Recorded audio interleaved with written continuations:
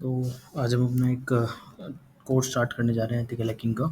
तो उस ethical hacking course के अंदर हम फर्दर बहुत सारी चीज़ें पढ़ेंगे। आगे जितने भी हमारे टॉपिक्स कवर अप होंगे एथिकल हैकिंग के अंदर, हमारा जो पहला टॉपिक है वो हमारा इंट्रोडक्शन टू एथिकल हैकिंग है। एंड तो उसको स्टार्ट करते हैं।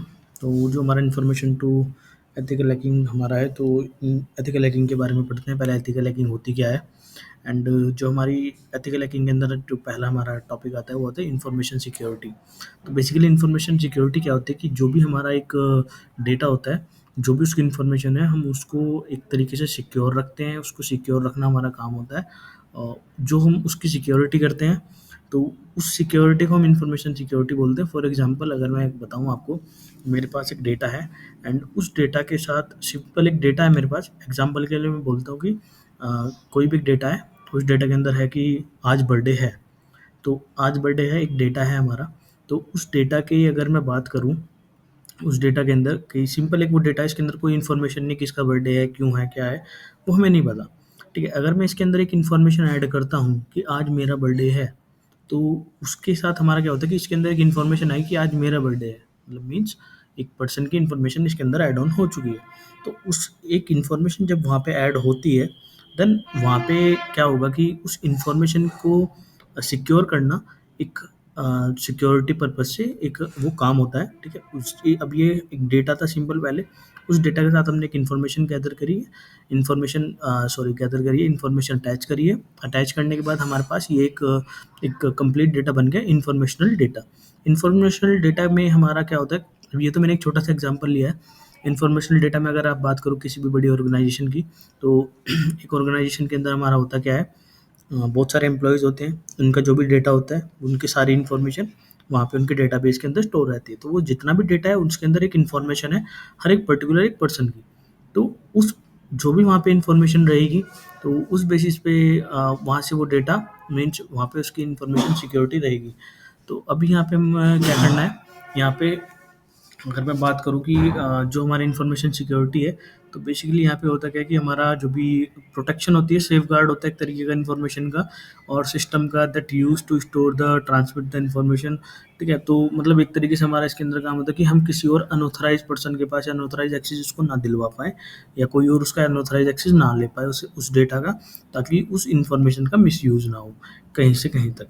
ठीक है, और अगर मैं कोई रियल लाइफ एग्जांपल की अगर मैं बात करूँ यहाँ पे, तो एक अगर हम बैंक का एग्जांपल लेते हैं। अगर बैंक की अपने ही क्लाइंट्स का, जितने उसके क्लाइंट्स हैं उनका डेटा अगर वो सिक्योर नहीं रखेगा, तो वहाँ पे होगा क्या, जब उसका डेटा सिक्योर नहीं रखेगा तो बैंक्स के अंदर बेसिकली आप जो अगर सपोज वो डेटा मेरे पास आ गया, तो मैं उस डेटा के बेसिस पे मैं कहीं पे भी फ्रॉड लोन ले सकता हूँ। तो फ्रॉड्स वहाँ पे ऑलरेडी हो जाएंगे, फाइनेंशियल लॉस होगा बैंक का। तो सारे डिपेंड करते हैं डेटा के ऊपर, किस तरीके का वहाँ पे डेटा ब्रीच हो रहा है वहाँ से। ठीक है, तो उन सब की सिक्योरिटी करना एक सिक्योरिटी इंफॉर्मेशन सिक्योरिटी के भी अंदर आता है।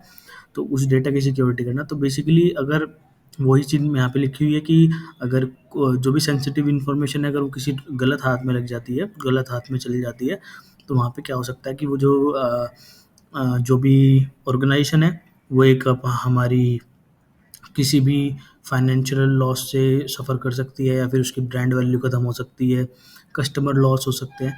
तो बेसिकली इस तरीके से हमारा रहता है। ठीक है, और अभी आप किसी किसी बैंक की अगर कोई चीज़ वहाँ से आपकी इन्फॉर्मेशन लूज़ होती है, तो आप क्यों उस बैंक के ऊपर ट्रस्ट करोगे। तो यही सेम फंडा है कि अपन जो भी हमारा रहेगा कि इन्फॉर्मेशन जो भी है, हम जहाँ पे भी अपनी इन्फॉर्मेशन सेव करते हैं, तो वो इन्फॉर्मेशन को हमारा एक प्राइवेसी के तौर पे रखता है। गूगल, अगर हम गूगल ड्राइव का एग्जांपल लें, गूगल फ़ोटोज़ का एग्जांपल लें, तो गूगल की एक पॉलिसी है। उस पॉलिसी के अंदर गूगल हमारा जितना भी डेटा है, सारा का सारा डेटा हमारा गूगल सँभाल कर रखता है और ना उस डेटा को ब्रीच होने देता है। अगर वो डेटा ब्रीच हो जाए, तो फिर गूगल के ऊपर विश्वास कौन करेगा। तो इस तरीके से हमारा डेटा की इन्फॉर्मेशन की सिक्योरिटी होती है। ठीक है, तो चलते हैं आगे। तो अगर मैं बात करूँ कि बिज़नेस पर्पज़ से इंटरनेट का जो यूज़ हो रहा है, डेली बेसिस पे जो यूज़ हो रहा है, तो पर 60 सेकंड्स पे अगर हम बात करें, तो यहाँ पे हर 60 सेकंड्स के अंदर एक छोटा-सा एग्ज़ाम्पल यहाँ पे लगाया हुआ है। हमारी एक इमेज भी है, तो उस इमेज के अंदर दिखाया हुआ है कि हर एक पर्टिकुलर 60 सेकंड्स के अंदर यहाँ पे 120 अकाउंट्स ओपन हो रहे हैं लिंक्डइन के। और more than 23,000 23 lakhs, sorry 23 lakhs Google search हो रहे हैं व्हाट्सएप पे। I think millions of messages, photos, videos and audios, message transfers हो रहे हैं। अराउंड 56,000 फोटोज अपलोड हो रही हैं इन 60 सेकेंड्स। तो ये सब इंटरनेट पे 60 सेकेंड्स के अंदर बेसिकली चल रहा होता है, कहीं ना कहीं पे कुछ ना कुछ हो रहा हो, कहीं पे कोई फ्रॉड हो रहा होगा। तो ये सब चीज़ चलती है इंटरनेट पे हमारी। तो अगर हम आगे चलते हैं तो यहाँ पे हमारे पास एक केस स्टडी आती है डॉस डीडॉस अटैक की। ये बहुत फेमस अटैक है और ये 2016 के अंदर आया था बेसिकली। तो जो ये अटैक है हमारा, इसके अटैक के बारे में बात करते हैं हम।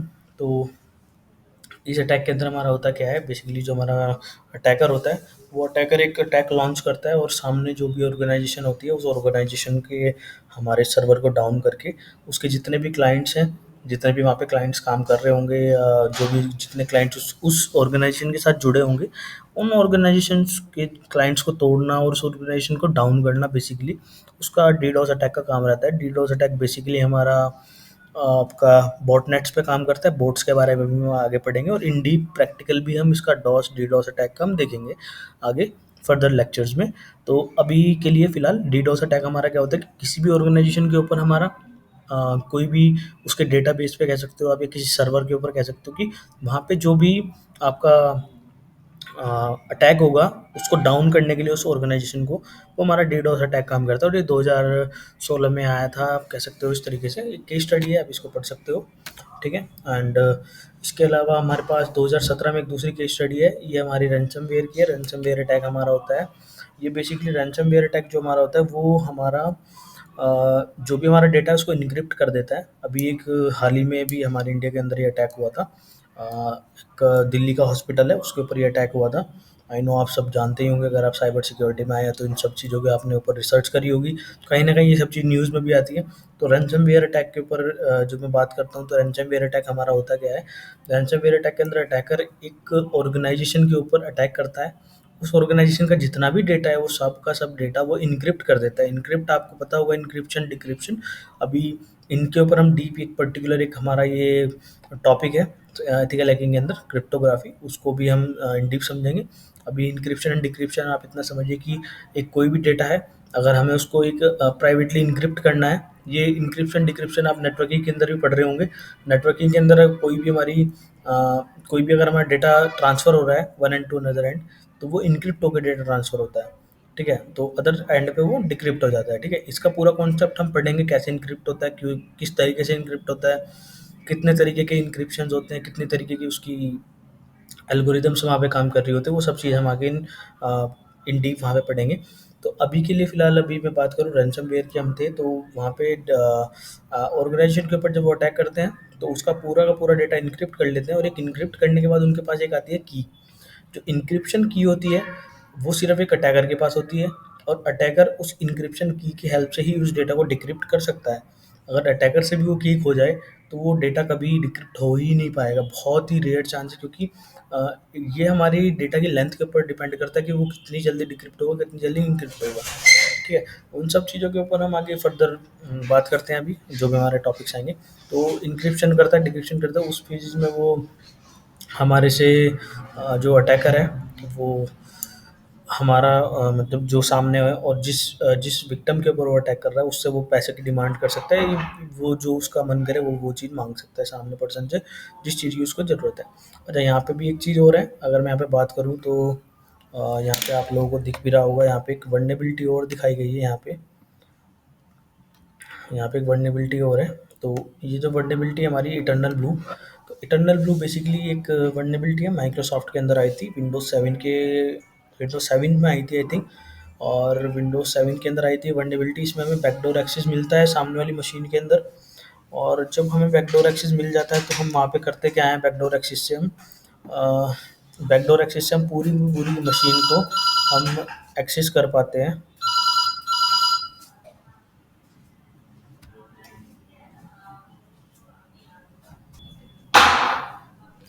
तो इटर्नल ब्लू की हम बात कर रहे थे। तो इटर्नल ब्लू के अंदर बेसिकली हमारा होता क्या है, एक बग होता है एक तरीके का, हमारा एक वल्नरेबिलिटी है इटर्नल ब्लू, जिससे कि हम सामने वाली मशीन के अंदर बैकडोर एक्सेस क्रिएट करते हैं। और उस बैकडोर एक्सेस को क्रिएट करने का तरीका हमारा उसको हम सिस्टम हैकिंग के अंदर ये हमारा पार्ट आता है, ठीक है। और हमारा एनमरेशंस के अंदर ये पार्ट आता है हमारा, वो हम आगे फर्दर जब हम डीप इनके अंदर बात करेंगे तो हम उसके ऊपर ये सब चीज़ हम प्रैक्टिकली करके भी देखेंगे, कैसे इटर्नल ब्लू हमारा काम करता है और कैसे हमें सामने वाली मशीन का एक्सेस मिलता है, ठीक है। तो ये हमारा एक थोड़ा सा केस स्टडी थी। एक आप ये अगर आपने करा होगा तो मतलब रिसर्च करी होगी थोड़ी, तो उस बेसिस पे आपको पता चलेगा।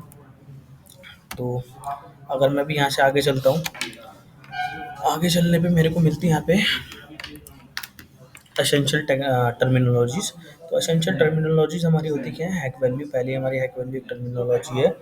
तो उस टर्मिनोलॉजी के अंदर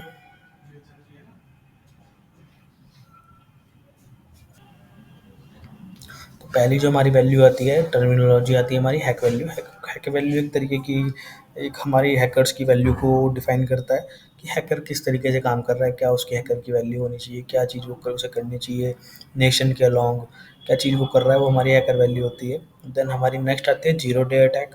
जीरो डे अटैक हमारा क्या होता है, कोई भी एक ऐसी वर्नेबिलिटी, किसी भी एप्लीकेशन की ऐसी एक वर्नेबिलिटी जो कि सॉफ्टवेयर डेवलपर के पैच करने से पहले हैकर उसको ढूँढ लेता है, तो वो वल्नरेबिलिटी को या उस वल्नरेबिलिटी को हम ज़ीरो डे अटैक बोल देते हैं, ठीक है। बेसिकली यहाँ पे होता क्या है, ज़ीरो डे अटैक हमारा होता ऐसे है कि कोई भी एक एप्लीकेशन लॉन्च हुई है और उस एप्लीकेशन लॉन्च होने के बाद वहाँ पे हमारा जो भी सॉफ्टवेयर डेवलपर होता है उस एप्लीकेशन के लिए पर्टिकुलर ऑर्गेनाइजेशंस के अंदर, वो उसके पैच करने से पहले ही अगर वहाँ पे उसको हमारा हैकर कॉम्प्रोमाइज़ कर देता है, ठीक है, उसकी सिक्योरिटी को या उस वल्नरेबिलिटी को उसी कॉम्प्रोमाइज़ कर देता है वहाँ पे, ठीक है, तो उसको हैकर को पता चल जाती है वो चीज़ें, तो वो उसको हम बोलते हैं ज़ीरो डे अटैक, ठीक है।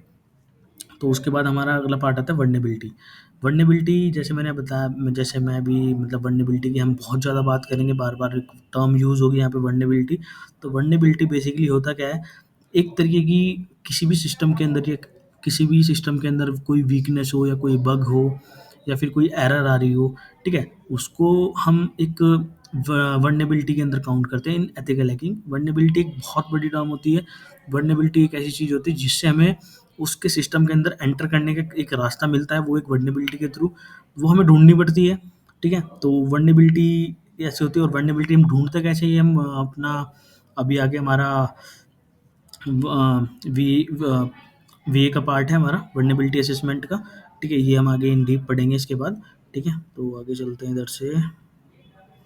तो यहाँ पे हमारा अगला आता है एक्सप्लॉइट, ठीक है? एक्सप्लॉइट क्या होता है, बेसिकली हमारा हम किसी भी सिस्टम को एक्सप्लॉइट करते हैं, ठीक है? तो सपोज़ एक हमें कोई वल्नरेबिलिटी मिली है, उस वल्नरेबिलिटी से हमने क्या करा, वहाँ पे सामने एक अपनी मशीन से सामने वाली मशीन को हमने एक्सप्लॉइट करा है, तो हम उसको बोलते हैं एक्सप्लॉइटेशंस, ठीक है? किसी भी सामने वाली मशीन का अगर हम एक्सेस ले पा रहे हैं और वहाँ पे उसको एक्सप्लॉइट कर पा रहे हैं, तो हम उसको एक्सप्लॉइट बोलते हैं, ठीक है? तो और हम पेलोड पे इसके साथ एक टर्म और यूज़ होती है, पेलोड, ठीक है? एक्सप्लॉइट आप तब कर पाते हो जब आपके पास कोई पेलोड होगा। पेलोड क्या होता है, पेलोड एक एक मैलिशियस कोड होता है जो हम खुद से भी राइट कर सकते हैं, और हमें बाय डिफ़ॉल्ट, अभी हम लिनक्स काली यूज़ करेंगे तो काली के अंदर भी वो चीज़ हमें मिलेगी। पेलोड्स बने बनाए भी मिल जाते हैं और खुद से ही बना सकते हो आप पेलोड्स को, आप पाइथन की हेल्प से, C plus plus, Java, and आप और भी बहुत सारी लैंग्वेज जो भी आपको आती है उस लैंग्वेज से आप इसको यूज़ करके, राइट डाउन करके खुद से कोड बना सकते हो। उस पेलोड को यूज़ करने के बाद आप वहाँ पे उस पेलोड को यूज़ करने के बाद आप वो एक्सप्लॉइट कर सकते हो, ठीक है? ये हमारा पेलोड और एक्सप्लॉइट का काम होता है, सामने वाली मशीन के अंदर एक अनऑथराइज्ड एक्सेस लेना, ठीक है? एंड उसके बाद हम बात करते हैं बॉटनेट्स की। तो बॉटनेट्स हमारे क्या होते हैं बॉटनेट्स एक तरीके से हमारा सॉफ्टवेयर होता है, सॉफ्टवेयर एप्लीकेशंस होती है, जब मैं डीडोस अटैक की बात कर रहा था। तो डीडोस अटैक के अंदर क्या होता है, जब हम अटैक करते हैं तो बेसिकली वहाँ पे हमारा एक बार में थाउजेंड्स ऑफ कंप्यूटर हमारे अटैक कर रहे होते हैं, ठीक है? तब थाउजेंड्स ऑफ कंप्यूटर एक पर्सन के लिए परचेज़ करना, उनको एक्सेस करना है, उनके लिए काफ़ी सारे लोग रखना एक बहुत बड़ी वैल्यू हो जाती है 1000। तो मैं एक छोटी वैल्यू बता रहा हूँ, 1000 एक इन जनरल अगर आप फिजिकली इतने पीसीज को कलेक्ट करोगे, उन पीसीज को रखने के लिए जगह भी चाहिए आपको, उन पीसीज पे बिठाने के लिए पर्सन्स भी चाहिए आपको, उन पर्सन्स को अपने पास रखना वो बहुत बहुत बड़ी एक वैल्यू हो जाती है 1000। तो अभी इससे भी ज़्यादा बॉटनेट्स वहाँ पे काम कर रहे होते हैं। तो बेसिकली एक बॉटनेट का काम क्या होता है, हम एक एप्लीकेशन के थ्रू एक बोट को हायर कर लेते हैं, एंड देन उसको हायर करने के बाद वहाँ पे हम उस बोट को हायर करके उससे अपना काम करा लेते हैं, जो में हमें वो चीज़ परचेज नहीं करनी पड़ती, जो हम पीसीज हमें परचेज करने होते हैं। और काफ़ी सारे बॉटनेट्स एक साथ मिलके जब अटैक करते हैं, जैसे हम डीडोस अटैक की बात करें, एग्जांपल लेते हैं डीडोस अटैक का, जब हम बहुत सारे बॉटनेट्स 1000 बॉटनेट्स को हमने जोड़ा, ठीक है, 1000 बॉटनेट्स को जोड़ने के बाद 1000 बंदों के साथ हमने अटैक करा है, तो वहाँ पे हमें दिखता है कि एक बार में thousands of number of packets हमारे पास आ रहे हैं, ठीक है, तो वो एक पीसी से तो पॉसिबल नहीं है, वो 1000 पीसी से ही पॉसिबल है। तो जब 1000 लोग मैसेज भेज रहे होंगे और हमने उनको अपने नीचे हायर कर लिया बोट्स को, तो उनको हम बोटनेट्स बोलते हैं, ठीक है, ये हमारे बोटनेट्स होते हैं। देन उसके बाद हमारे पास आता है सीआईए ट्रायड। तो सीआईए ट्रायड एक हमारा बहुत ही इंपॉर्टेंट टॉपिक है साइबर सिक्योरिटी के अंदर। तो इसके अंदर होता क्या है, सीआईए ट्रायड के अंदर हमारा बेसिकली ये एक तरीके से हैंडशेक मान लो आप, ठीक है, एक क्लाइंट एंड एक ऑर्गेनाइजेशन के बीच में, तो उसके बीच में हमारा सीआईए ट्रायड काम करता है। सीआईए ट्रायड की फुल फॉर्म होती है कॉन्फिडेंशियलिटी, इंटीग्रिटी एंड अवेलेबिलिटी। तो इनके अंदर होता क्या है, कॉन्फिडेंशियलिटी के अंदर हमारा बेसिकली हमारा जो डेटा होता है, सपोज एक ऑर्गेनाइजेशन और एक पर्सन है, उनके बीच में डील हुई हुई है, एक पर्सन का डेटा एक ऑर्गेनाइजेशन के पास है, ठीक है, ऑर्गेनाइजेशन को कुछ डेटा पर्सन को देना है, तो वो उसके बीच में सीआईए ट्रायड काम कर रहा होता है। सीआईए ट्रायड वहाँ पे काम कैसे कर रहा होता है, उस चीज़ को मैं बताता हूँ कैसे काम कर रहा हूँ। कॉन्फिडेंशियलिटी जो पहला हमारा पार्ट होता है कि कॉन्फिडेंशियल रहे उस इंसान का डेटा, ठीक है, कॉन्फिडेंशियल कैसे कि अगर सपोज करो कि वहाँ पे जो वो पर्सन है, सिर्फ उसी पर्सन को उसका डेटा मिलना चाहिए, ना कि कल को कोई और पर्सन आ जाए और उसको भी उसका आप उसका डेटा दिखा रहे हो, वो एक कॉन्फिडेंशियलिटी हो जाती है, ठीक है। इस तरीके से वहाँ पे एक डेटा कॉन्फिडेंशियल रहना चाहिए। और दूसरी चीज़ आती है हमारे यहाँ पे इंटीग्रिटी। इंटीग्रिटी मतलब होता है कि कोई थर्ड पर्सन आके उस डेटा को मिसयूज़ ना करे, मिसराइट ना करे, या फिर वहाँ पे कोई उसको रीराइट ना करे, एक तरीके से आप बोल सकते हो रीराइट वहाँ पे ना करे। तो उसके लिए हम इंटीग्रिटी इस्तेमाल करते हैं। इंटीग्रिटी बेसिकली हमारा सेव करता है डेटा को, सेफ गार्ड का काम करता है एक तरीके से। एंड जब हमारा इंटीग्रिटी वहाँ पे काम कर रही थी, तो कोई थर्ड पर्सन आके वहाँ पे कोई उस डेटा को मीन्स वहाँ पे उस डेटा के लिए कोई भी चेंजेस ना कर पाए। सपोज करो मैंने एक मैसेज भेजा है व्हाट्सएप पे एक अदर पर्सन को कि हेलो, एंड एक अटैकर बीच में आके बोलता है, उस अटैकर बीच में आके उस मैसेज को चेंज करके हाई कर देता है। तो उस वो जो बीच का जो हमारी कंडीशन है, उस बीच की कंडीशन को जो चेंज ना हो पाए, वो जो हमारी बीच की कंडीशन है, उस बीच की कंडीशन वो चेंज ना हो पाए, वो बीच के जो मैसेज है हमारा वो चेंज ना हो पाए, इसलिए हम यूज़ करते हैं सीआईए को, और सीआईए के अंदर इंटीग्रिटी को, ठीक है। इंटीग्रिटी उस चीज़ को चेंज नहीं होने देती, ठीक है। तो ये चीज़ होगी हमारी। उसके बाद आता है अवेलेबिलिटी। अवेलेबिलिटी हमारी होती है कि जो हमारा ऑथराइज पर्सन है या ऑथराइज यूज़र है, उसी को ही उसका एक्सेस अवेलेबल टाइम पे मिल जाए, ठीक है। जब वो हमारे से मांग रहा है उस टाइम पे उसका डेटा उसके पास रेडी होना चाहिए। ऐसा ना हो कि अगर आप एथिकल हैकिंग का कोर्स मांग रहे हो और मैं आपको डीएसए का कोर्स प्रोवाइड कर दूँ, तो वो आप कहोगे कि ये क्या चल रहा है, ठीक है। तो इस तरीके से हमारा अवेलेबिलिटी काम करती है, ठीक है। उसके बाद अगर मैं बात करूँ यहाँ पे एलिमेंट्स ऑफ इंफॉर्मेशन सिक्योरिटी, तो वही है कॉन्फिडेंशियलिटी, इंटीग्रिटी, अवेलेबिलिटी। जैसे मैंने बताया, कॉन्फिडेंशियलिटी हमारी क्या होती है, कॉन्फिडेंशियलिटी किसी भी डेटा को कॉन्फिडेंशियल रखना। इंटीग्रिटी क्या होती है, इंटीग्रिटी कोई चीज वहाँ पे कोई चेंजेस ना हो पाए उस डेटा के अंदर। अवेलेबिलिटी क्या होती है, उस डेटा का अवेलेबल होना, ठीक है। इसके साथ दो टर्म्स हो रहे हैं यहाँ पे, ऑथेंटिसिटी एंड नॉन रिप्रोड्यूशन। ऑथेंटिसिटी मतलब जो ऑथेंटिक पर्सन है या ऑथेंटिक डेटा है, ठीक है, refers to the characteristics of a communication document और and data that ensure that the quality has been genuine, ठीक है। तो जो भी चीज़ वहाँ पे हम प्रोवाइड कर रहे हैं उसकी ऑथेंटिसिटी एकदम, उसकी जो जेन्युइन क्वालिटी होनी चाहिए, जेन्युइन चीज़ उसको हमें देनी चाहिए, वो चीज़ हम यहाँ पे उसके बारे में बात करते हैं। एंड नॉन रिप्रोड्यूशन के जैसे आपको पता चल रहा है कि अ, या तो वहाँ पे मैसेज जो है वो डिनाई ना हो जाए या लेटर ना हो जाए, मतलब लेट मैसेज ना जाए या लेट रिसीव मैसेज ना हो, तो उस चीज़ के लिए हम नॉन रिपीटेशन यूज़ करते हैं, ठीक है। एंड उसके बाद अगर हम आगे बात करते हैं हमारे मोटिवेशंस गोल्स के ऊपर इंफॉर्मेशन सिक्योरिटी के अंदर, ठीक है, तो यहाँ पे हमारा जो अटैकर है उसके लिए यहाँ पे क्या मेन चीज़ होती है बेसिकली। एक उसका एक मोटिव होता है कि उसको क्या करना है, उसका गोल होता है, देन उसके बाद उसका मेथड होता है, देन वहाँ पे प्लस उसकी वल्नरेबिलिटी होती है। अगर मैं बात करूँ मोटिव की, सपोज करो अब मेरा एक मोटिव है कि मेरे को गूगल के अंदर कोई एक वल्नरेबिलिटी ढूंढनी है, तो मेरे पास एक गोल है कि मेरे को गूगल के अंदर वल्नरेबिलिटी ढूंढनी है। देन उसके बाद मेरे पास उसका मेथड भी होना चाहिए कि मेरे को कौन सी वल्नरेबिलिटी ढूंढनी है, क्या मेरे को वहाँ पे करना है, वो चीज़ मेरी प्री डिफाइन मेरे पास होनी चाहिए। देन उसके बाद मेरा अगला काम क्या आता है, मेरे पास वहाँ पे वो वल्नरेबिलिटी हो, इस वल्नरेबिलिटी के अंदर में वल्नरेबिलिटी से मैं यहाँ पे आपका उस डेटा को वहाँ से मतलब अटैक कर पाऊँ वहाँ पे, ठीक है। तो अटैकर के कुछ गोल होते हैं, एक मतलब एक तरीके से उसका स्ट्रक्चर होता है वहाँ पे अटैक करने का, ठीक है। तो यही होता है मोटिव्स जो होते हैं यहाँ पे, behind the information security, dispute the business community, dispute करना बिजनेस कम्युनिटी को, इंफॉर्मेशन थ्रेट्स देना वहाँ पे, मैनिपुलेट करना डेटा को, क्रिएटिंग फियर्स, फियर क्रिएट करना, ठीक है, क्रिटिकल इंफ्रास्ट्रक्चर डिस्प्यूट करना उनका, ठीक है, और डैमेज करना, बेसिकली ये सब चीज़, टेक रिवेंज, ठीक है। तो आजकल चलता है कि कुछ होते हैं वो, कह सकते हो कि कोई इंस्टाग्राम हैक कर लेता है एक दूसरे का, तो उस चीज़ को भी हम कह सकते हैं यहाँ पे। तो इस तरीके से कुछ हम बोलते हैं यहाँ पे, मतलब कुछ करते हैं यहाँ पे जो अटैकर्स हैं वो करते हैं ये काम।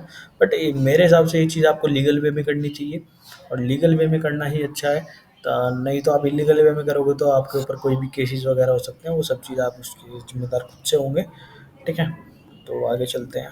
तो आगे अगर हम बात करते हैं यहाँ पे, तो हमारे अटैक वेक्टर्स क्या-क्या होते हैं हमारे यहाँ पे, ठीक है।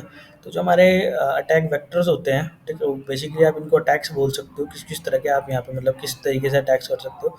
तो एडवांस यहाँ पे अटैक्स कर सकते हो, आप थ्रेट्स दे सकते हो यहाँ पे, virus and worms. Basically virus and worms जो होते हैं हमारे एक सिस्टम के अंदर, किसी किसी भी फाइल के थ्रू, किसी भी हमारे ऐड के थ्रू जो हम साइट खोलते हैं वहाँ से कोई भी वायरस या वॉर्म आ सकते हैं, वो हमारे डैमेज कर सकते हैं सिस्टम को। मोबाइल थ्रेट्स दे सकते हैं हम वहाँ पे, मोबाइल हैकिंग कर सकते हैं, बॉटनेट्स अभी मैंने बताया बोट्स क्या काम करते हैं, इनसाइडर अटैक्स हैं हमारे, ठीक है। क्लाउड कंप्यूटिंग थ्रेट्स हो गए हमारे, क्लाउड कंप्यूटिंग जो क्लाउड है उनको हैक करना, वो सब चीज़ें हमारे यहाँ पे आते हैं इनके अंदर। ठीक है, तो उसके बाद आती है हमारी इंफॉर्मेशन सिक्योरिटी थ्रेट्स कैटेगरी। जो हमारी थ्रेट्स की कैटेगरी है वो कैसी है, तो जो हमारी नेटवर्क लेवल पे थ्रेट्स आते हैं, तो वो हमारे इंफॉर्मेशन गैदरिंग के अंदर आते हैं, और हमारे इंफॉर्मेशन गैदरिंग के अंदर आते हैं हमारे वो,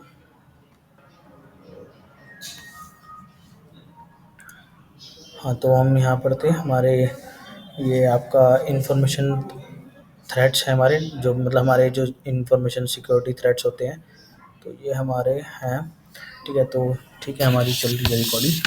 बेसिकली जो हमारे इंफॉर्मेशन थ्रेट्स होते हैं वो नेटवर्क थ्रेट्स हमारे 3 तरह के होते हैं, network threats, host host threats and application threats, ठीक है। तो इनके अंदर होता है क्या, हमारे जो नेटवर्क थ्रेट्स होते हैं वो नेटवर्क थ्रेट्स थ्रेट्स कौन से होते हैं, इन्फॉर्मेशन गैदरिंग करना, किसी भी पर्टिकुलर उसकी स्निफिंग करना, स्निफिंग मतलब किसी भी डेटा को आप स्निफ कर पा रहे हो, ठीक है। आप किसी भी एक 2 नेटवर्क के बीच में उनकी कम्युनिकेशंस को सुन सकते हो, वो चीज़ करना, स्पूफिंग करना वहाँ पे, ठीक है। और session hijacking, man in the middle attack, ये हम आगे पढ़ेंगे दोनों अटैक्स के बारे में।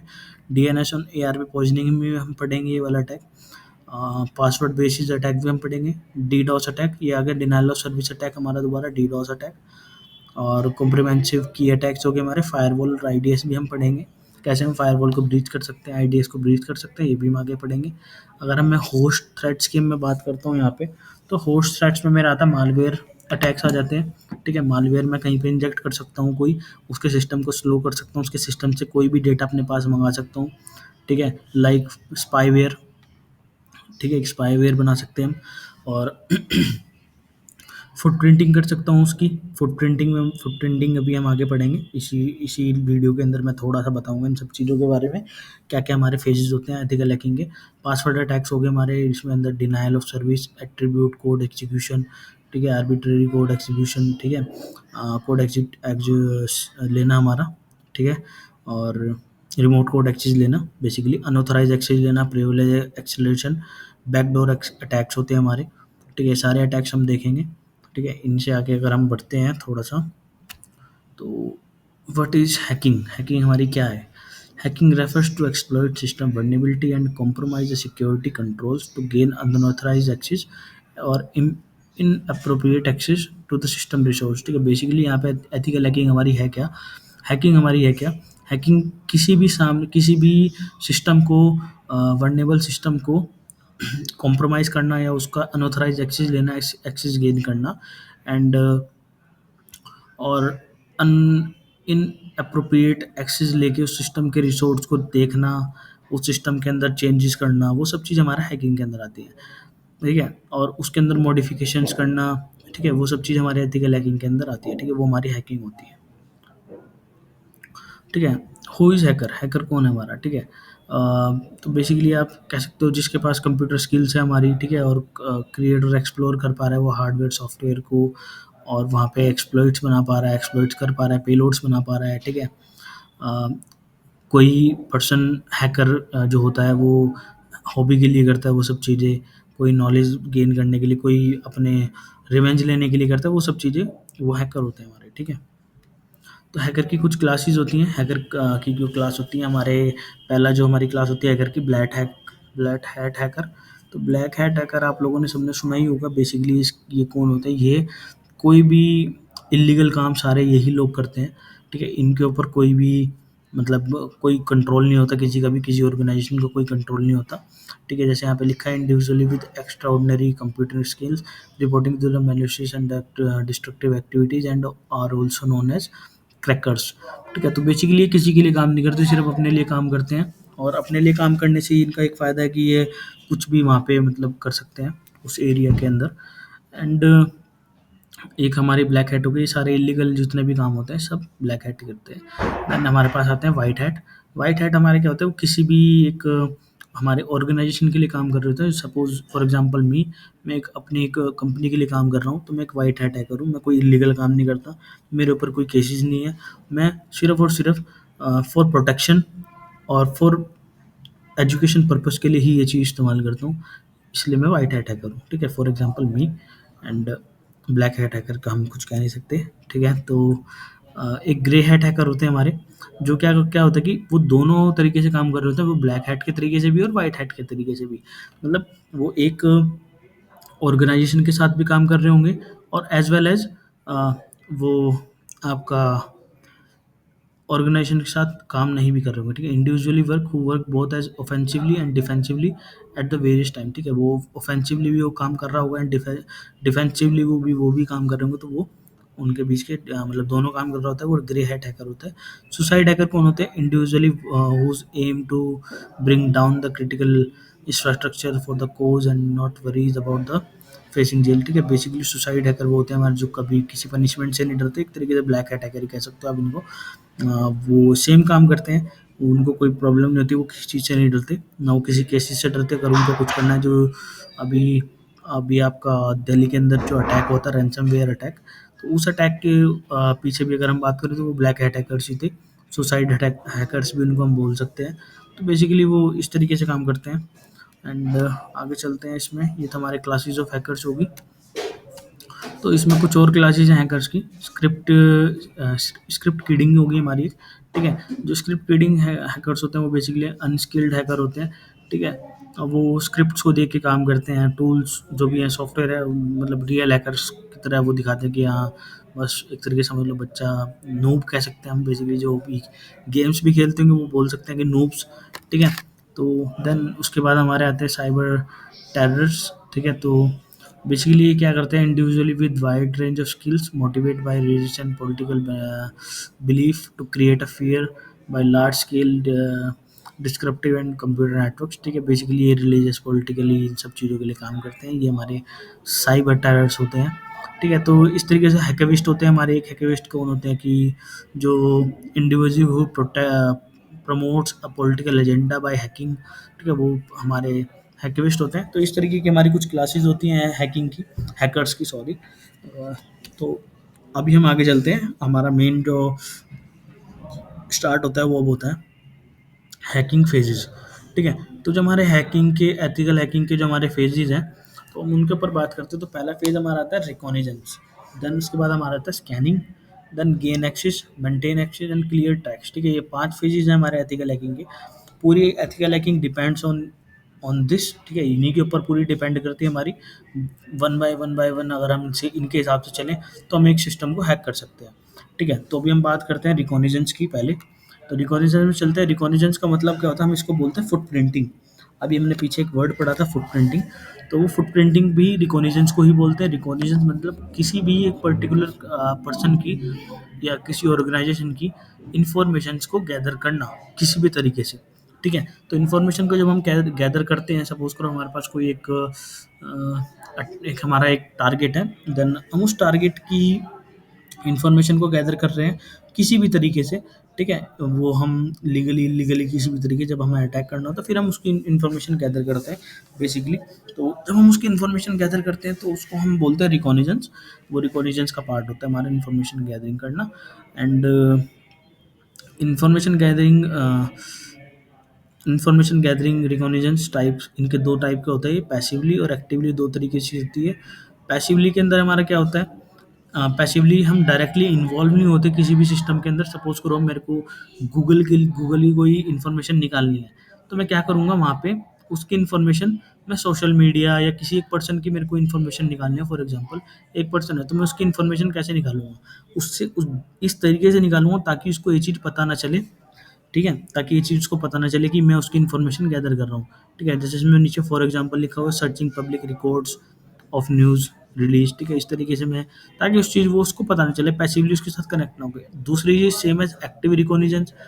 एक्टिव रिकॉग्निजेंस क्या होता है हमारे, एक्टिव रिकॉग्निजेंस के अंदर हम डायरेक्ट उससे कॉन्टैक्ट पे रहते हैं। ठीक है, उसको पता होता है कि कोई मेरे ऊपर रिसर्च कर रहा है। ठीक है, वो हमारा एक्टिव होता है। ठीक है, एक्टिवली हम जब टारगेट को डायरेक्ट हम फोर्सली हम उसकी इन्फॉर्मेशन को गैदर करते हैं कि वो क्या कर रहा है, किससे कॉल पे बात कर रहा है, क्या नहीं कर रहा, वो सब चीज़ें हम एक्टिवली गैदर करते हैं, तो वो हमारा रिकॉग्निजेंस के अंदर आता है। इनको हम अभी हम इन डीप भी पढ़ेंगे आगे, पूरा पूरा एक एक टॉपिक के ऊपर हमारी पर्टिकुलर वीडियो होगी, तो उसके ऊपर हम ज़्यादा इन डीप जाएंगे। अभी हम थोड़ा बेसिक नॉलेज इनको कवर अप कर रहे हैं, तो अगले पे चलते हैं हम स्कैनिंग।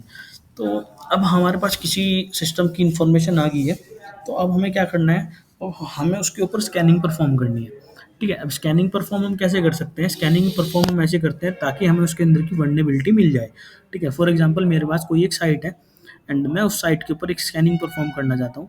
ठीक है, स्कैनिंग परफॉर्म करूँगा तो मेरे पास वहाँ पे उसके ओपन पोर्ट्स मिल जाएंगे मेरे को, एंड ओपन पोर्ट्स मिलेंगे तो वहाँ पे मैं उसके ऊपर स्कैन कर सकता हूँ। फॉर एग्जांपल अगर मैं आपको दिखाऊँ, अगर मैं यहाँ पे बात करता हूँ, मैं आपको एक अपनी काली के अंदर एक छोटा सा एग्जांपल करके दिखाते हैं इसका। ठीक है,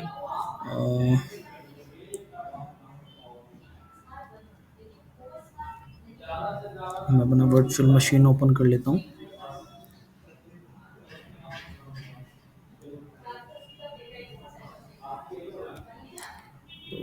अगर मैं अपनी वर्चुअल मशीन को रन करता हूँ और साथ में अपना मेटास्प्लॉइटेबल एक और दूसरी मशीन है मेरी, इसको भी ओपन कर लेता हूँ।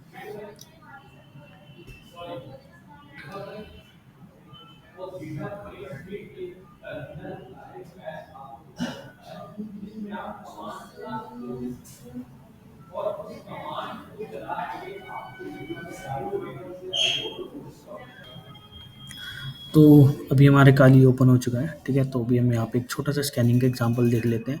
ठीक है, तो स्कैनिंग के लिए जो हम टूल इस्तेमाल कर रहे हैं यहाँ पे अनमैप है। अभी ये समझना कि इसी टॉपिक के अंदर है, तो पूरा इन डीप हम इसके ऊपर पूरी बात करेंगे यहाँ पे आगे आने वाली वीडियोस के अंदर।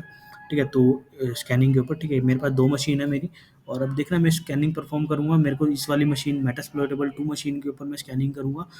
ठीक है, इस मशीन के ऊपर कौन-कौन से पोर्ट्स ओपन है, कहाँ से मैं अटैक कर पाऊँगा, इसकी मशीन के अंदर कहाँ से घुस पाऊँगा मैं, वो सब चीज़ें मैं अभी यहाँ से पता निकालूँगा। बस अभी यही देखना है मेरे को स्कैनिंग करके कि उसके क्या-क्या पोर्ट्स ओपन है। ठीक है, मेरे को यहाँ पे इसका आईपी एड्रेस पता लग गया 192.168.124.143।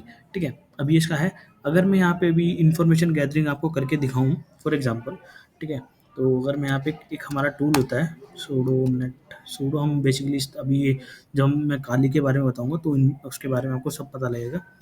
नेट डिस्कवर, तो अगर मैं इसको चलाता हूँ सूडो नेट डिस्कवर को, तो यहाँ पे ये मेरा इन्फॉर्मेशन गैदरिंग के लिए होता है। बेसिकली ये जितने भी मेरे नेटवर्क से जितने भी पीसीज जुड़े होंगे, सबको सबके लिए ये सबके जितने भी आईपी एड्रेसेस होंगे सारे मेरे को कलेक्ट करके देगा, ठीक है। तो ये बेसिकली हमारा इंफॉर्मेशन गैदरिंग का पार्ट होता है। तो एक बार इसको हो जाने देते हैं, ठीक है। तो इसको देखते हैं, उसके बाद हम उन वहाँ से इंफॉर्मेशन गैदरिंग करने के बाद मेरे को आईपी एड्रेस मिल जाएगा। देन उसके बाद हम वहाँ पे उसका वो करेंगे, क्या कहते हैं हम उसको, स्कैनिंग करेंगे, ठीक है। स्कैनिंग करेंगे, उसके बाद स्कैनिंग करने के बाद हम उसकी वहाँ पे देखेंगे कौन कौन से पोर्ट्स ओपन है। देन उसके बाद हम उसके अगले स्टेप से चलेंगे। तो अभी यहाँ पे आपको दिख रहा होगा कि 192.168.187.0 ये सारे आईपी एड्रेस को स्कैन कर रहा है, जितने मेरी उस रेंज के अंदर हो सकते हैं। या अगर आपने नेटवर्किंग पढ़ी है तो सब नेटिंग आपको पता होगी, सब नेटिंग मास्क होता है यहाँ पे। उस सब नेट मास्क के अंदर जितने भी आपके आईपी होंगे उस सारे आईपी को, जितने भी हैं उनको सबको ढूँढता है, ठीक है। तो देखो जैसे कि मेरे पास अभी यहाँ पे 2 ये आईपी एड्रेसेस निकल के आ चुके हैं। मैं इसको कंट्रोल C करके रोक लेता हूँ यहाँ पे। तो मेरे को पता चल गया कि मेरे को पता है कि मेरा जो आईपी एड्रेस मेटास्प्लॉइटेबल 2 का है 112.143 है, ठीक है। अब मेरे को इसके ऊपर आपको समझ में आएगा किस तरीके से हमने यहाँ पे इन्फॉर्मेशन गैदर करी है, ठीक है। अब इन्फॉर्मेशन गैदर करने के बाद मेरा यहाँ पे नेक्स्ट काम है इसको स्कैनिंग करना, ठीक है। तो स्कैनिंग के लिए मैं यहाँ पे मेरे पास टूल है nmap। तो मैं nmap से स्कैन करता हूँ, ठीक है। 192.168.124.143, ठीक है। तो अगर मैं इसको स्कैन करता हूँ nmap उसके ऊपर डायरेक्ट चला दूँ, इसके बहुत सारे तरीके होते हैं nmap चलाने के। तो बेसिकली अभी मैंने सारे पोर्ट्स के ऊपर स्कैन करा है। तो यहाँ पे देखो उसने मेरे को बता दिया कि कौन कौन से पोर्ट्स यहाँ पे ओपन है, उन पोर्ट्स पे क्या क्या सर्विस यहाँ पे चल रही है। जैसे उसने मेरे को बताया पोर्ट 21 के ऊपर मेरा एफ चल रहा है, पोर्ट 22 के ऊपर मेरा SSH चल रहा है, एंड पोर्ट 23 के ऊपर मेरा टेलनेट चल रहा है, 25 के ऊपर SMTP। तो बेसिकली इस तरीके जितनी भी वहाँ पे उस मशीन के ऊपर जितनी भी सर्विसेज चल रही होंगी तो वो सारी हमें स्कैनिंग से पता चल जाती हैं, ठीक है। तो अभी बैक टू अपने टॉपिक पे आते हैं यहाँ पे। तो अभी हमने स्कैनिंग भी करके देख ली एक तरीके से कैसे होती है, आप लोगों को प्रैक्टिकल भी देख लिया, आपने इन्फॉर्मेशन गैदरिंग भी देख ली, ठीक है। तो इस तरीके से हमारे होते इन डीप हम इनके बारे में इनकी पर्टिकुलर वीडियोस के अंदर समझेंगे किस तरीके से हम स्कैनिंग कर सकते हैं, कितने तरीके की स्कैनिंग होती है, वो सब चीज़ें, ठीक है। तो बेसिकली किसी भी पोर्ट का, किसी भी मशीन का हम ओएस निकालना कि उस पे कौन सा ओएस चल रहा है, ठीक है। या किसी भी उसका डिवाइस टाइप निकालना है, या सिस्टम अप टाइम निकालना उसका, या फिर उसका आप कह सकते हो पोर्ट्स निकालने, जो भी पोर्ट्स का स्टेटस है, कौन सा पोर्ट्स का स्टेटस है वहाँ पे, वो सब चीज़ निकालना हम स्कैनिंग के थ्रू कर सकते हैं। इन्फॉर्मेशन गैदरिंग मैंने आपको बताया, इन्फॉर्मेशन गैदरिंग के अंदर हम इन्फॉर्मेशन गैदर करते हैं किसी भी पर्टिकुलर इन्फॉर्मेशन जो भी उसकी टारगेट की। सपोज मेरे नेटवर्क के अंदर मशीन चल रही थी, मेरे को उसका आईपी एड्रेस निकालना था, तो मैंने नेट डिस्कवर एक टूल है उसकी हेल्प से वहाँ पे आईपी एड्रेस कलेक्ट करे एंड देन उस आईपी एड्रेस के ऊपर मैंने स्कैनिंग कर दी। स्कैनिंग के बाद मेरा जो अगला फेज आता है वो होता है गेनिंग एक्सेस, ठीक है। तो जो गेन एक्सेस होता है बेसिकली ये हमारा आता है गेनिंग, जो हमारा जो हम एक्सेस ले रहे होते हैं, ठीक है। तो इसके अंदर हम क्या करते हैं, जब हमारे पास पोर्ट्स हमें मिल गए, ओपन पोर्ट्स हैं ये, तो उन ओपन पोर्ट्स के ऊपर हम एक्सप्लॉइट करते हैं, ठीक है।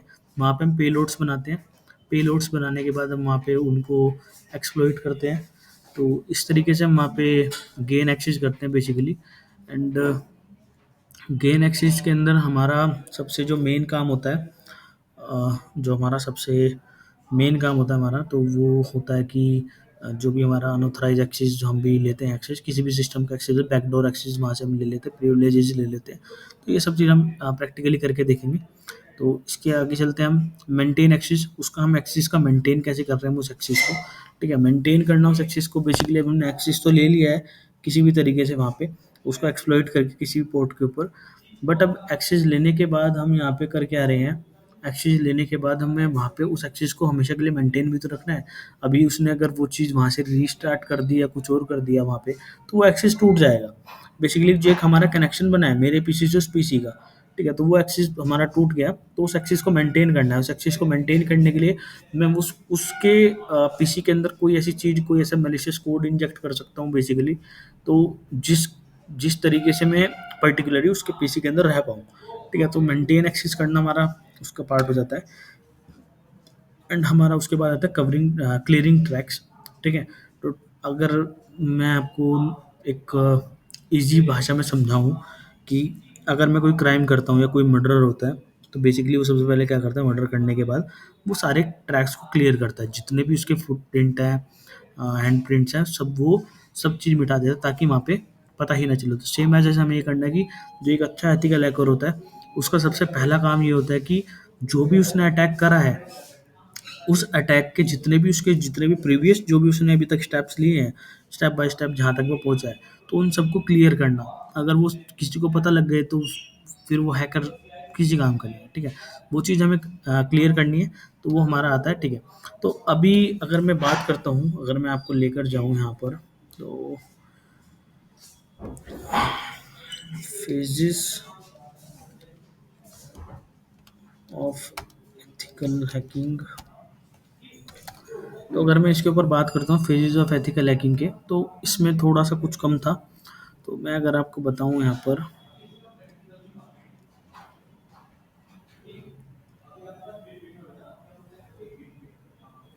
तो ये हमारा सेम एज यही है हमारा। देखो ये आ गए हमारे 5 फेजेस ऑफ एथिकल हैकिंग, ठीक है? तो सेम यही है हमारे। तो इसके बाद हमारा आगे का पार्ट चलता है। तो अभी अब आप साइबर सिक्योरिटी डोमेन में हो, तो आपको साइबर सिक्योरिटी डोमेन के बारे में पता भी होना चाहिए कि साइबर सिक्योरिटी डोमेन के अंदर से कितनी सारी फील्ड्स निकलती हैं। तो आप उन फील्ड्स के बारे में कैसे जान पाओगे, और उन फील्ड्स के अंदर आप पर्टिकुलर किसी फील्ड को पकड़ना चाह रहे हो, वो सब चीज़ें हैं। तो इसके अंदर हम करते क्या है बेसिकली, देखो साइबर सिक्योरिटी फील्ड, मेरे पास यहाँ पे एक चार्ट खुला हुआ है। तो अगर आप चार्ट से देखते हो, मेरे कर्सर से देखना मूव करते हुए, कि एक कर्सर मेरे यहाँ पे निकल रहा है इंटरप्राइज रिस्क मैनेजमेंट के पास, ठीक है? यहाँ से आ रही है साइबर सिक्योरिटी के अंदर। तो इसके अंदर क्या होता है बेसिकली, यहाँ पे इस ये जो भी हमारी इंटरप्राइजेज जो भी होती हैं, उनका जो रिस्क मैनेजमेंट है उनको संभालते हैं यहाँ पे। तो इसके अंदर हमारे ऑडिट्स होते हैं, सॉक एनालिस्ट होते हैं, ठीक है? सॉक एनालिस्ट हमारे होते हैं जो ब्लू टीमिंग के अंदर काम करते हैं। ब्लू टीमिंग और रेड टीमिंग 2 टाइप्स की हैकिंग होती है, ठीक है? एक अटैकर होते हैं, एक डिफेंडर होते हैं, ठीक है? अटैकर कौन होते हैं? रेड टीमिंग के अंदर जो आते हैं, और जो उनको डिफेंड करते हैं किसी भी ऑर्गेनाइजेशन को, वो ब्लू टीमिंग में आते हैं, वो डिफेंडर होते हैं, ठीक है? तो ब्लू टीमिंग के अंदर हमारी सॉक आती है, तो वो है। एंड अगर मैं बात करूँ, तो आप गवर्नमेंट के साथ भी काम कर सकते हो बेसिकली। तो गवर्नमेंट के साथ अगर आपको काम करना है, तो आप इन इन फील्ड्स के अंदर जा सकते हो। थ्रेट इंटेल के अंदर आप काम कर सकते हो। आप लोगों ने एक मूवी देखी होगी, एक वेब सीरीज़ है हमारी, द फैमिली मैन, ठीक है? तो फैमिली मैन जो मूवी है, उसके अंदर थ्रेट इंटेल के ऊपर वो लोग काम करते हैं, ठीक है? थ्रेट उनको इंटेल पहले ही कर लेते हैं, वो चीज़ें होती हैं। तो उसके अंदर भी आप लोग यहाँ से जा सकते हो। देन उसके बाद हमारी एक और आती है जिस फील्ड के अंदर मैं हूँ, ट्रेनिंग, ठीक है? तो बेसिकली हम यहाँ पे एजुकेशनल पर्पज़ के लिए वो सब चीज़ें प्रोवाइड कराते हैं, ठीक है? ट्रेनिंग देते हैं।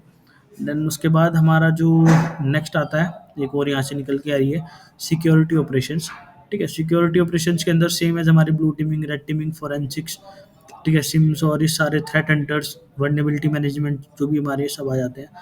एंड एक यूनिक हमारी निकल के आती है इधर से, फिजिकल सिक्योरिटी। फिजिकल सिक्योरिटी के अंदर हमारा आईओटी आ जाता है। आईओटी सिक्योरिटी बेसिकली जो भी हमारे राउटर्स होते हैं, जितने भी हमारे आईओटी डिवाइसेस होते हैं, उनकी प्रॉपर हैकिंग होती है। एक हार्डवेयर हैकिंग बोलते हैं उसको, हम आईओटी हैकिंग बोलते हैं। तो वो सारी चीज़ होती है। देन उन हैकिंग के बाद हमारे पास आता है एक और, उधर आके हम करियर डेवलपमेंट के पास जा सकते हैं। करियर डेवलपमेंट में हम सर्टिफिकेशंस प्रोवाइड करा सकते हैं, कोर्स प्रोवाइड करा सकते हैं, वो सब चीज़ें हैं। फ्रेमवर्क्स की हम बात कर सकते हैं। ओवास टॉप 10, ओवास सबको पता होगा कि ओवास वल्नरेबिलिटीज़ निकालता है हर ईयर की, हर 3 ईयर में निकालता है कि जो भी टॉप 10 वल्नरेबिलिटीज़ रही हैं इस साल की या पिछले 3 साल के अंदर, वो सारी चीज़ वहाँ से निकल के आती है हमारी। एंड उसके अलावा हमारी सिक्योरिटी आर्किटेक्चर है हमारे पास, रिस्क एनालिटिक्स है हमारी, और एप्लीकेशन सिक्योरिटी है। तो ये कुछ इस तरीके की हमारी फील्ड्स हैं साइबर सिक्योरिटी के अंदर से जो निकलती हैं। तो बहुत वास्ट फील्ड है, आप इसके अंदर कहीं पे भी करियर बना सकते हो जाके, ठीक है? तो ये सब चीज़ें आपको पता होनी चाहिए कि हमारी डोमेन के अंदर कितनी सारी फील्ड्स हैं, कहाँ-कहाँ हम जा सकते हैं, कहाँ-कहाँ हम किन-किन पर्टिकुलर आप इनके ऊपर रिसर्च करके आप इनके बारे में पढ़ सकते हो, वो सब चीज़ें हैं। तो अभी हमने बताया एथिकल हैकिंग होती क्या है बेसिकली, जो हम हैकिंग टूल यूज़ करते हैं, ठीक है? अभी हमने हैकर पढ़ा था, हैकर कौन होते हैं। देन अब हम बात कर रहे हैं एथिकल हैकिंग की।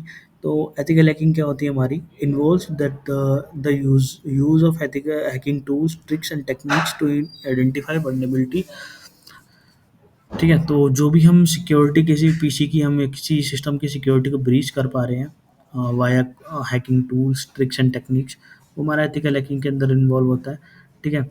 और फोकस करते हैं, हम सिमुलेट करते हैं किसी भी टेक्निक्स के ऊपर, ठीक है? तो वो सारा हमारा एक्सप्लॉइट करना, किसी वल्नरेबिलिटीज़ निकालना सिस्टम के अंदर, वो सब हमारा एक हमारा एथिकल हैकिंग का पार्ट है, ठीक है?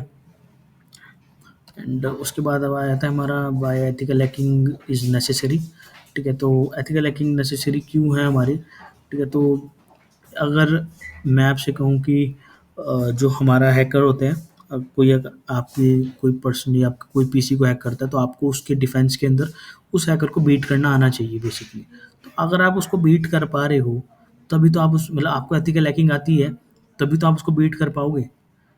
ऐसे कैसे बीट कर पाओगे? तो ठीक है, बेसिक आपको वो सब चीज़ें आनी चाहिए ताकि आप किसी फ्रॉड को रोक पाओ। आजकल जो जो टुडे एरा है, जो भी हमारा करंट का जो टाइम चल रहा है, उसके अंदर आपको पता है कि कितने फ्रॉड कॉल्स आते हैं, कितनी ज़्यादा वो सब चीज़ें। जब तक आप एजुकेटेड नहीं होगे एथिकल हैकिंग या कुछ भी इस तरीके का नहीं पढ़ोगे, तो आपको उन चीज़ों से डिफेंड करना कैसे आएगा? ठीक है, डिफेंड करने के लिए वो चीज़ आपको आनी चाहिए। ठीक है, तो ये कुछ हमारे टर्म्स हैं, हम एथिकल हैकिंग इसलिए सीखनी चाहिए। ठीक है, तो एथिकल हैकिंग हमारे लिए क्यों ज़रूरी है?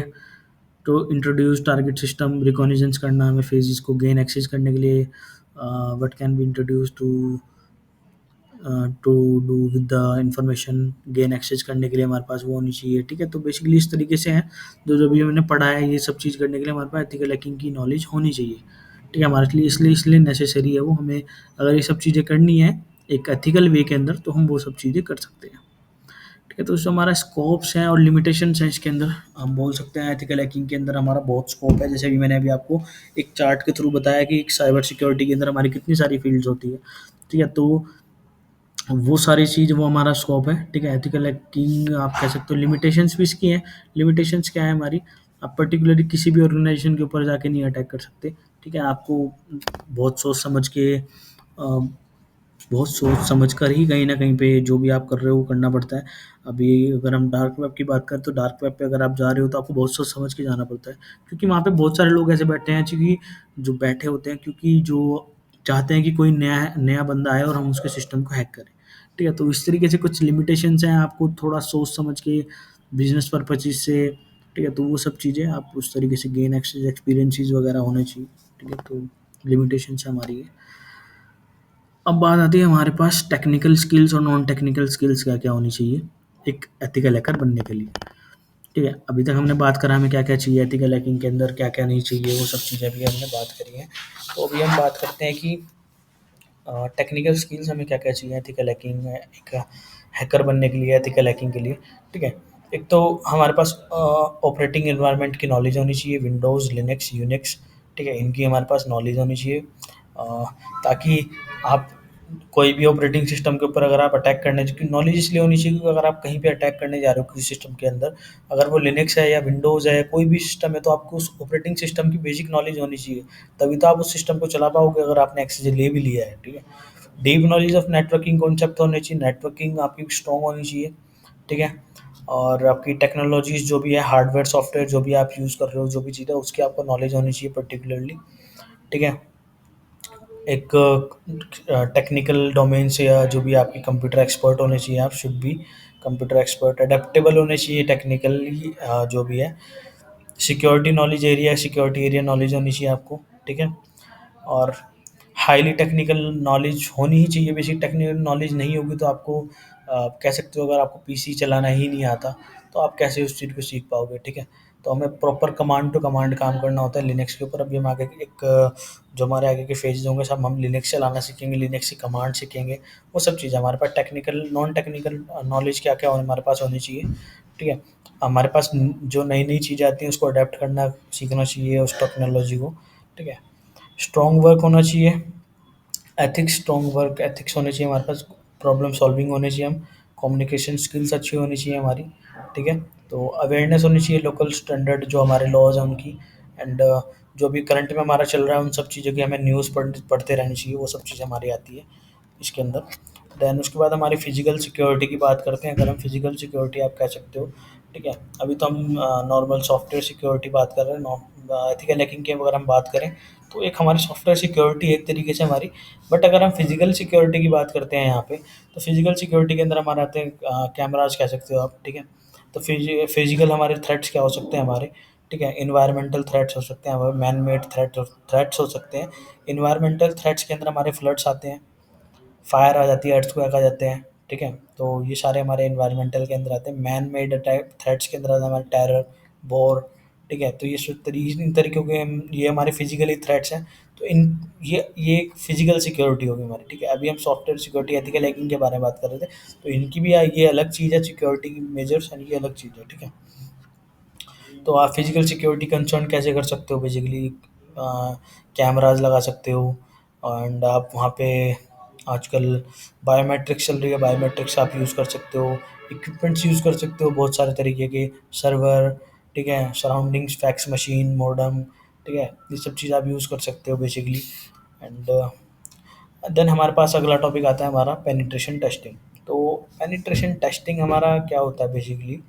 पेनिट्रेशन टेस्टिंग हमारी एक फील्ड होती है हमारी, इसके अंदर ही वीएपीटी, ठीक है? Vulnerability assessment and penetration testing, ठीक है? वर्नेबिलिटी असेसमेंट हमारा क्या होता है? वर्नेबिलिटी असेसमेंट की अगर मैं बात करूँ, तो वर्नेबिलिटी असेसमेंट हमारी होती है किसी भी पर्टिकुलर कोई भी एक पर्टिकुलर हमारे पास मशीन है, उस मशीन की या कोई एक साइट है, उस साइट की हम सारी वल्नरेबिलिटीज़ को फाइंड करना, उसकी पूरी ए टू जेड, कहते हैं ना, हम एक हमारी बचपन में कुंडली बनती है, ठीक है? तो एक कुंडली बनाना उस चीज़ की पूरी की पूरी, कि उसके अंदर चल क्या रहा है, क्या हो सकता है वहाँ पे, किस तरीके से वहाँ पे अटैक हो सकता है, वो सब चीज़ निकालना हमारा वीए का पार्ट होता है। देन ठीक है, उसके बाद हमारा आता है पीटी, पेनिट्रेशन टेस्टिंग। तो पेनिट्रेशन टेस्टिंग मतलब हमारा गेनिंग द एक्सेस, ठीक है? वो सेम ही पार्ट है, गेन करना हमें एक सामने वाली मशीन का एक्सेस, उसकी वीकनेसेस जो हमारे पास है, उस वीकनेसेस को हम वहाँ से एक्सप्लॉइट कर पाएँ, वो हमारा पेनिट्रेशन टेस्टिंग होता है, ठीक है? तो वो हमारा पेनिट्रेशन टेस्टिंग होता है। एक पर्टिकुलर एक अलग फील्ड भी है पेनिट्रेशन टेस्टिंग की, हम इसको रेड टीमिंग भी बोल देते हैं, पेनिट्रेशन टेस्टिंग बोल देते हैं, गेन द एक्सेस बोल सकते हैं, गेन एक्सेस बोल सकते हैं, ये हमारा पेनिट्रेशन टेस्टिंग का आता है। तो वाई पेनिट्रेशन टेस्टिंग, जैसे मैंने अभी आपको बताया, क्यों थ्रेट को फेस करने का हमारे पास मौका मिलता है हमें इससे, ठीक है? और पॉलिसीज़ वगैरह जो हमारी है, जैसे providing secure with the compromisement security including policies, ठीक है? Gain and maintain certification industry regulatories, ठीक है? तो बेसिकली ये हमारे बहुत जहाँ काम आती है पेनिट्रेशन टेस्टिंग, और बहुत अच्छी फील्ड भी है हमारी, ठीक है? सारा मेन एक्सिस जो हमारा एथिकल हैकिंग है वो इसी के ऊपर काम कर रही होती है। हमारी जो मेन गेन एक्सिस करने वाली फील्ड है, उसी के ऊपर हमारा पेनिट्रेशन टेस्टिंग काम कर रहा होता है, ठीक है? उसके बाद हमारे पास आगे आता है टाइप ऑफ पेनिट्रेशन टेस्टिंग, किस किस टाइप की हमारी पेनिट्रेशन टेस्टिंग होती है। हमारी पहली आती है ब्लैक बॉक्स, ठीक है?